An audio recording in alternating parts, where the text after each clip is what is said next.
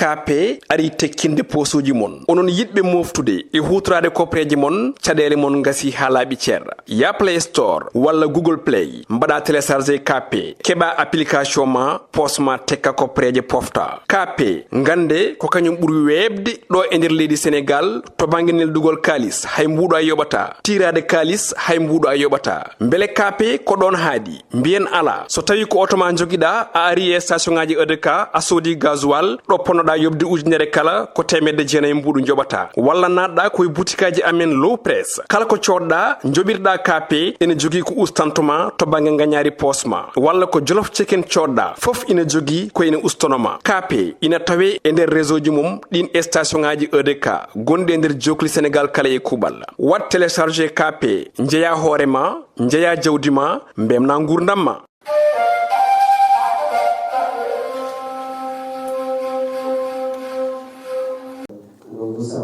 Nous saluons la presse qui est ici présente. Je m'en vais directement vous présenter la table,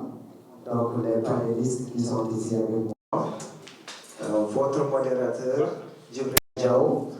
secrétaire général du collectif KAKIF. Donc KAKIF, c'est un collectif des artistes et acteurs culturels des cultures urbaines Fulani, comme vous le voyez sur la page derrière moi. Et sur la table à ma droite, nous avons Paco Legnol en tant que coordonnateur général du collectif. Aussi, juste à côté de lui, nous avons Double Cerveau, connu aussi sous le nom de Adamassi, artiste slameur, qui est chargé des projets du collectif. Et à ma gauche, nous avons Safaray, d'Andouvé qui va nous lire le communiqué déjà, mais aussi c'est le porte-parole du collectif KAKIF. Donc tout de suite, pour démarrer, nous allons passer la parole à Paco Legnol qui va souhaiter non seulement la bienvenue et aussi introduire le thème de cette conférence de presse, le pourquoi cette conférence de presse. Il va le faire en pulaar et en wolof. Donc je vais lui passer la parole en attendant. Merci. Le KAKIF, collectif des artistes et acteurs des cultures urbaines Fulani, est un cadre qui regroupe les associations et des structures Fulani évoluant dans le secteur des cultures urbaines au Sénégal et dans les diasporas. À l'heure où on parle d'industrie culturelle et créative, ces secteurs devront être à la hauteur et au diapason des mutations du secteur des cultures urbaines, d'où cette anticipation de ce collectif dans l'appropriation de ces nouveaux concepts. Cependant, depuis sa mise en place en 2017, le Fonds de développement des cultures urbaines semble être un fonds de grande ville du Sénégal, car certaines localités de l'intérieur du pays ne sont pas servies, laissant ainsi naître des frustrations sur la répartition de l'intérieur du pays. Le Fonds de développement des cultures urbaines, notons aussi, est un bon fonds qui booste la culture urbaine sénégalaise, car son impact sur le plan économique, social, éducatif demeure visible aux yeux de tout le monde. Donc, il mérite d'être sécurisé par ses acteurs. Fort de ce constat, nous avons jugé nécessaire de mettre en place ce collectif qui a pour but d'améliorer les conditions de vie et de travail des artistes et des acteurs Fulani, orienter et accompagner les uns vers une structuration dans le secteur des industries culturelles et créatives. Le KAKIF se veut un cadre de réflexion jouant un rôle d'intermédiaire entre les institutions locales et les structures des cultures urbaines Fulani dans le Fouta et aux environs. Le KAKIF travaille sur un projet fédérateur qui consistera à faire un recensement de tous les acteurs des cultures urbaines Fulani, des festivals hip-hop, les résidences de création, de production, de formation, les colloques, les partenariats, de tous les projets liés aux cultures urbaines dans le Fouta et aussi dans la diaspora. Pour une bonne planification de ce projet d'intérêt général, nous avons pu bénéficier quand même de 2 bureaux l'un à Dakar, au siège du Dandelion de Babomal, et l'autre à Chiloy, au niveau de la fabrique artistique, citoyenne et culturelle. Ils joueront le rôle d'une agence de consultation qui collabore avec les artistes et les acteurs culturels sur la structuration et la formalisation de leurs dossiers de candidature au Fonds de développement des cultures urbaines et des industries créatives. Notons bien que maintenant le Fonds de développement des cultures urbaines est devenu le FDCUIC, d'où la traduction les Fonds de développement des cultures humaines et des industries créatives. Ces deux bureaux serviront au CACUF de pôle d'encadrement d'orientation des structures Fulani, légalement reconnus sur toutes les démarches artistiques et culturelles nationales et internationales.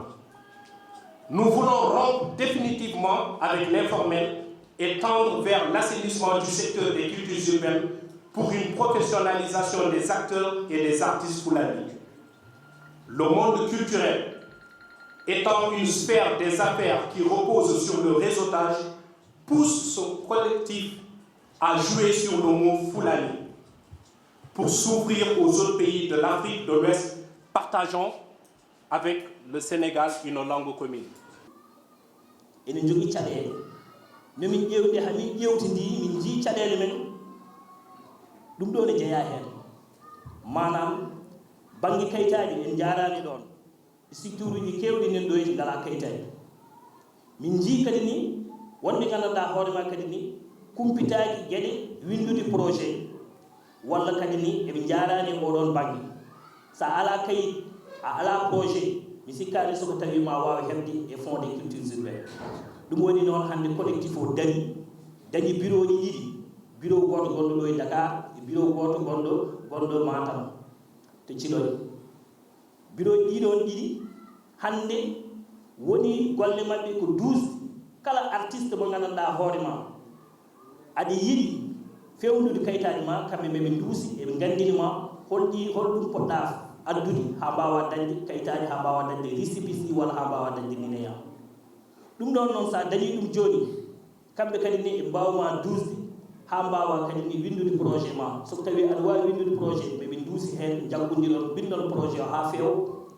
soko tawi kadi a wawa windude projet aɗa wawi noddude téléphone kalnaɓe holno jiɗɗa hankadi windirde projet o kamɓe ɓe ɗo gandanɗa hoorema eɓe kumpiti gueɗe ɗeɗon eɓe bindanma projet ma ha feewa eɓe tottitma saabu kadi ni ko ɗum ɗon woni ko gandanɗa hoorema rafi men enen ɗo en gari Dakar en jokkodire yimɓe mawɓe en jokkodire structure uji mawɗe Allah hokki men kadi ni enen jogui yimɓe mo gandanɗa hoorema kadi ni no kumpiti gueɗe kewɗe kono mankiraɗoɗen tan ko organisation mankiraɗon tan kadi ni ko jokkodirde wallodirde e nder koye men oɗo fond noon woni fond des cultures urbaines ko Sénégal fof jeeyi ɗum wona fond tan mo gandanɗa hoorema kadi Dakar tan foti arde par ce que sen ƴeewi hande e fond o ko ɓuuri 60% e fond o haɗa tanke e structure uji gonɗi ɗi Dakar rawane sa ƴeewi tuggude région de Saint-Louis ha région de Matam région ngaji ɗiɗo ɗiɗi sa rendini ɗum eɓe keɓani ni ko timmat 15 projet ƴettaji sa ƴeewi région de Saint-Louis min mo goni mo woni Podor heeɓi ko 4 projet ji 4 sa ƴeewi hande ko woni wayno Dakar heeɓi ko ɓuuri 40 projet te ɗum ɗon noon min jii ko wona lawol ɗum ɗon kadi ni kamɓe ɓe mo gandanɗa hoorema eɓe ƴerti hande culture o fuɗɗorde ministère de la culture rewno ɗum direction des arts rewno ɗum e joɗiniɓe ɓe fond des cultures urbaines eɓe poti kadi no wattude hen haqqille surtout ɓeɓe gandanɗa hoorema kadi ni ko structure uji gonɗi nder Sénégal. Assalamu alaikum.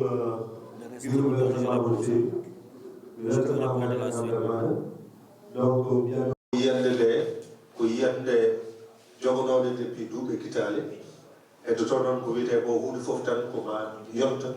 so de ko ma yonto sowi ko yonti foof weeɓat quoi donc en ɓooyi jogade fandare est ce que a faami yettinde ɗemngal ngal tiiɗi yottade ɗo ene en kadi rappular hewɓe cikkat waɗa o rappular jibina ko joni joni rappular sa ƴeewi hande waɗi duuɓi par ce que min tan mi waɗi 26 ans de carrière donc ɗum ɓooyi gila nden noon aɗa haaɓe koye haareji wonono est ce que a faami de haa to jaroten ɗo heddoto noon ko ganduɗa hoore ma ko mbiyami ko ɓen andi caɗele kewɗe comme no double cerveau mbiri ni koye ɓen woni tigui rigui par ce que ko enen goni e jaɓade rentude enen goni kadi e jaɓade organisade te kala ko ala organisation yahata ko wiyete ko juɓɓude ndi e hoore muɗum donc eɗen gandi ko ɓuuri tampinden duuɓe kitale hande ko pecce ɗe donc en gandi pecce anani ala fof ko wawi wadde yimɓeɓe so peccima tan ko wiyete ko tigui rigui ɓe poolete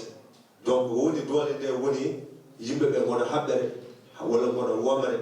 womre nde ɗon mo piiɗa ɗum fof est ce que fan ma waw tinde donc min ƴetti ko ɗeɗo balɗe jottimi mbima ala caɗele jooɗade ɗo tan wiide a faami aɗa yahana hoore ma mbeɗa jogui structure hoorema mbeɗa wawno yahande hoorem walla mi gollano hoorem mais tawmi carrément ɗum kadi somi waɗi ɗum mi waɗani fodde anani ko ɓooyi juddi momi dañi ko wiyete ko peloje donc jaaɓe ha nder mbimi comme ko hande ko Allah ardinimi e sukaɓe ɓe sabdi ko ɓe gonduɓe hande ko miniraɓam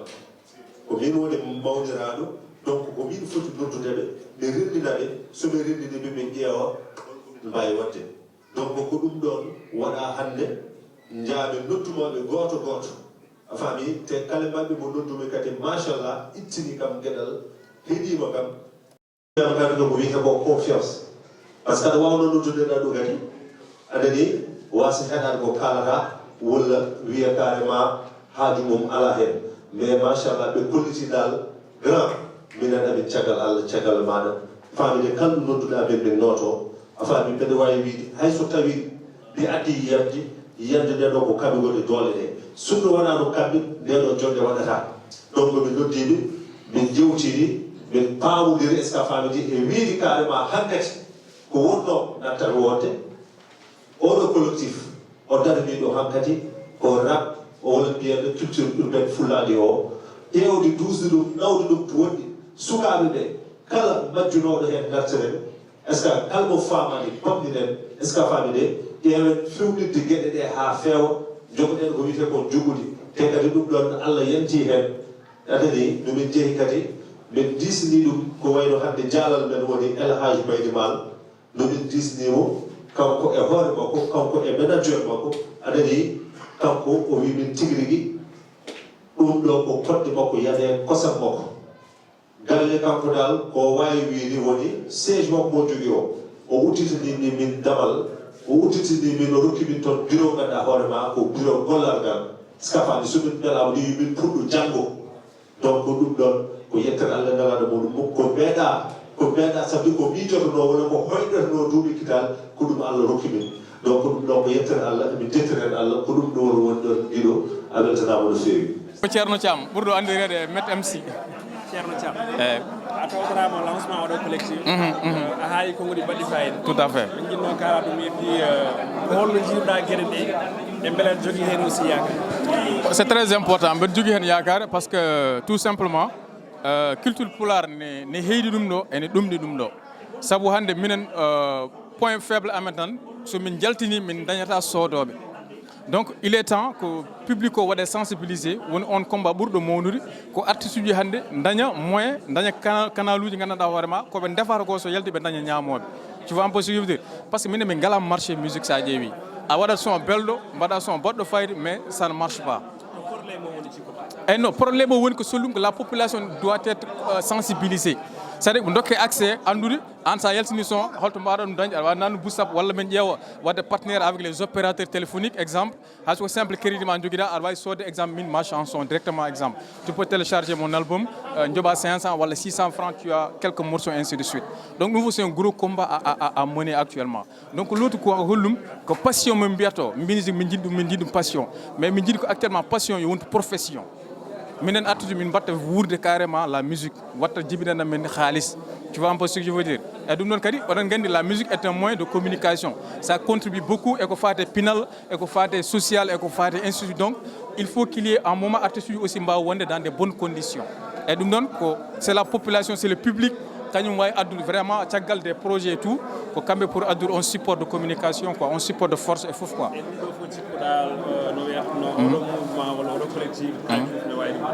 ene wawi ɗum addude si seulement s'il y a l'homme qu'il faut à la place qu'il faut. Hande on a des gens très expérimentés qui ne sont pas juste liés juste à la musique tan, mais des gens ganduɗa anduɓe administration, anduɓe ko pilotage des projets ganduɗa hoorema e ɓen ɗo ɓe goodi, mais tant que dental ngal wodani on ne peut pas faire de grandes choses. Mais ko gandum ko fof ko paami ko fof, si je n'associe pas avec toi je ne peux rien faire. Il est temps hande ko yimɓe ɓe dokkodiri juuɗe mbaɗa jungo e jungo, seeɗa joguiɗa ganduɗa seeɗa jogui gandumi, ça peut faire quelque chose pour nous. eyyi min ko Ceerno Thiam mbiyetemi, ɓurɗo lordil Met MC. Voilà, comme ingénieur de son, compositeur, comme artiste en même temps comme porteur de projet et ainsi de suite quoi. Donc comme informaticien. Tu vois un peu ce que je veux dire. Voilà. Ziza Bérébi.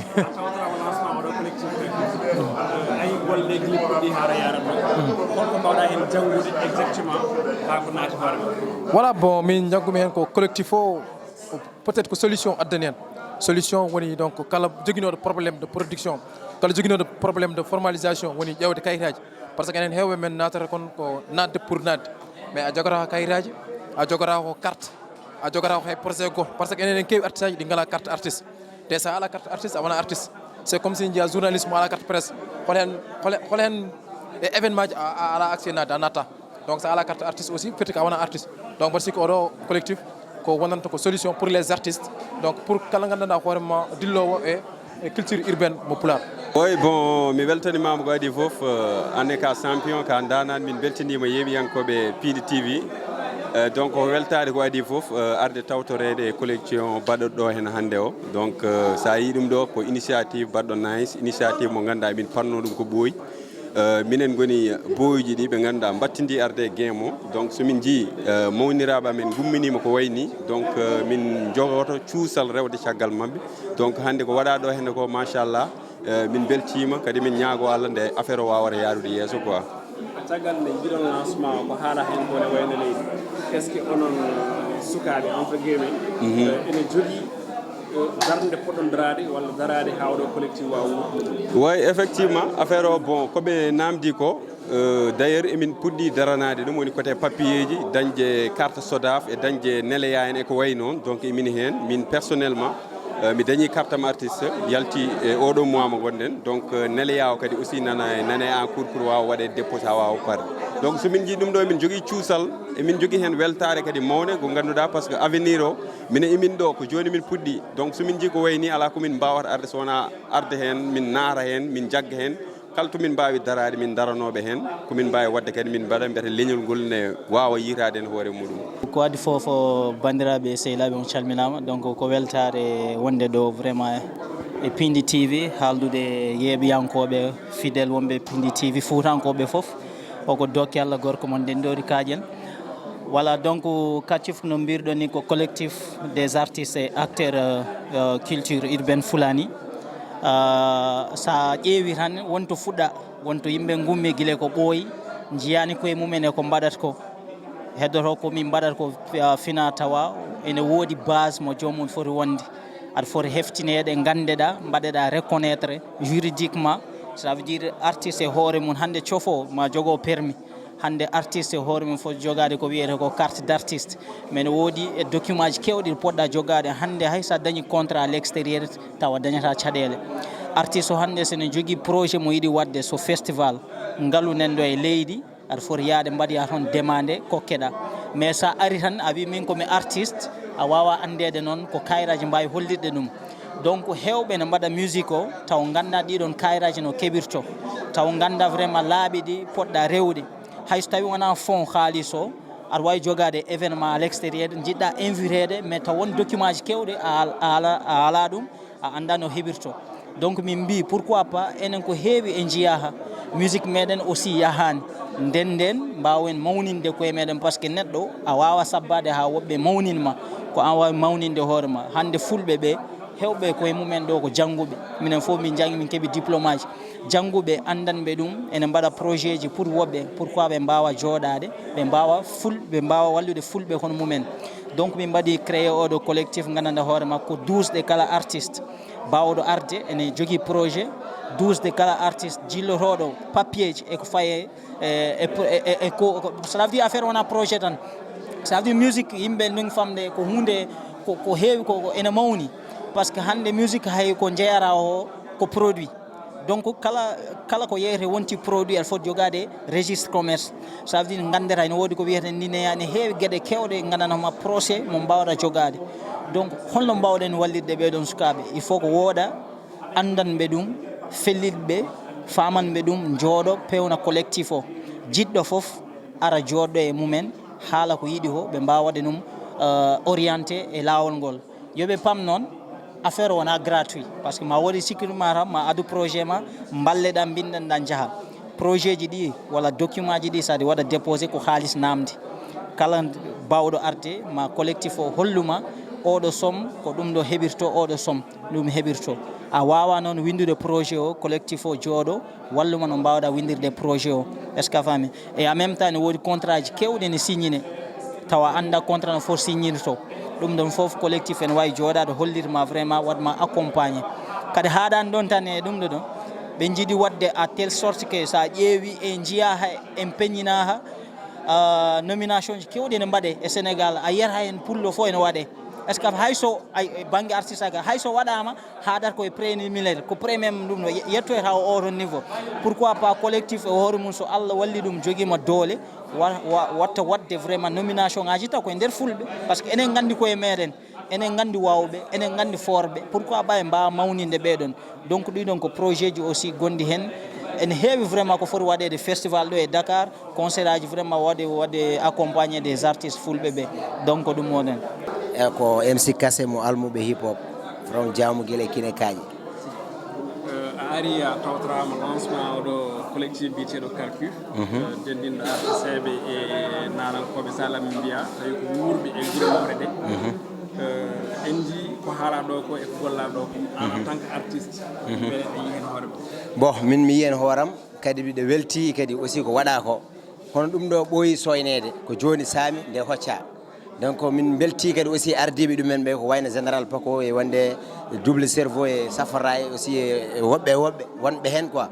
ko beelamma waɗani minen quoi hande oɗo instant min dañi hen beelamma mawɗo presque min ɓooyi dillande ɗumen min ɓooyi ummunade ɗumen min ɓooyi kadi min ɓooyi wadde ɓerɗe amen pour hunde nde ma yettoyo nouveau goɗɗo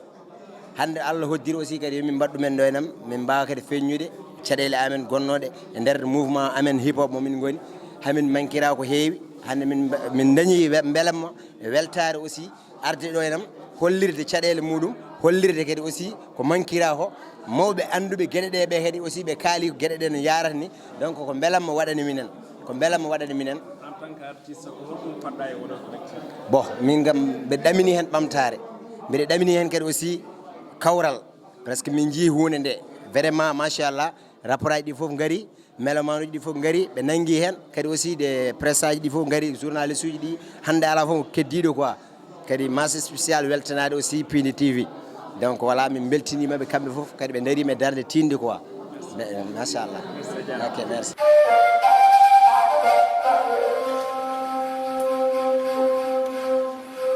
KP ari tekkinde posuji mon onon yidɓe moftude e hutorade kopreji mon caɗele mon gasi ha laaɓi ceerra ya Play Store walla Google Play mbaɗa téléchargé KP keɓa application ma posma tekka kopreje pofta KP gande ko kañum ɓuuri webde ɗo e nder leydi Sénégal to banggue neldugol kalis hay mbuɗo a yoɓata tirade kalis hay mbuɗo a yoɓata beele KP ko ɗon haadi mbiyen ala so tawi ko auto ma joguiɗa a ari e station ngaji EDK a soodi gasoil ɗo ponnoɗa yobde ujunere kala ko temedde jeenayi mbuɗu joɓata walla natɗa koye boutikaji amen low press kala ko coɗɗa joɓirɗa KP ene jogui ko ustantoma to banggue gagnari posma walla ko jolof chicken coɗɗa foof ina jogui ko ina ustonoma KP ina tawe e nder réseau ji mum ɗin station ngaji EDK gonɗi e nder jokli Sénégal kala e kuɓal wat téléchargé KP jeeya hoorema jeeya jawdi ma mbemna gurdam ma